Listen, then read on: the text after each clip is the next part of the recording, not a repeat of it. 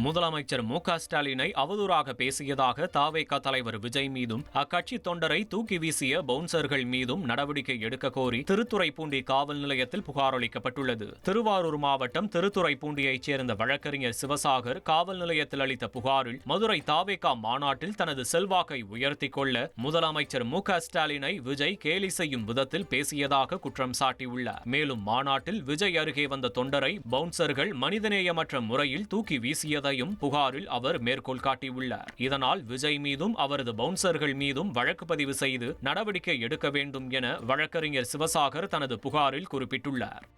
விநாயகர் சதுர்த்தியை முன்னிட்டு சென்னையில் இருந்து வெளியூர்களுக்கு சிறப்பு பேருந்துகள் இயக்கப்படுவதாக அரசு விரைவு போக்குவரத்து கழகம் அறிவித்துள்ளது.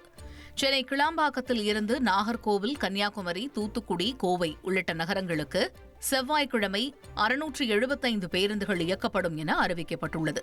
இதேபோல வியாழக்கிழமை 610 பேருந்துகளும், வெள்ளிக்கிழமை 405 பேருந்துகளும் இயக்கப்படும் என தகவல் வெளியாகியுள்ளது.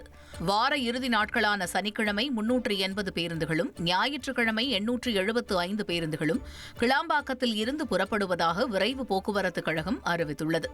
இது மட்டுமின்றி சென்னை கோயம்பேட்டில் இருந்து திருவண்ணாமலை, நாகை, வேளாங்கண்ணி, ஹொசூர், பெங்களூரு ஆகிய இடங்களுக்கு செவ்வாய்க்கிழமை 110 பேருந்துகளும், வியாழன் மற்றும் வெள்ளிக்கிழமை தலா 90 பேருந்துகளும் புறப்படுகின்றன. சென்னை மாதவரத்தில் இருந்து செவ்வாய் முதல் வெள்ளிக்கிழமை வரை 24 பேருந்துகளை இயக்க திட்டமிடப்பட்டிருப்பதாக அறிவிக்கப்பட்டுள்ளது. பெங்களூர், திருப்பூர், ஈரோடு மற்றும் கோயம்புத்தூர் ஆகிய இடங்களில் இருந்து பல்வேறு நகரங்களுக்கு 350 சிறப்பு பேருந்துகளை இயக்க விரைவு போக்குவரத்து கழகம் முடிவு செய்துள்ளது.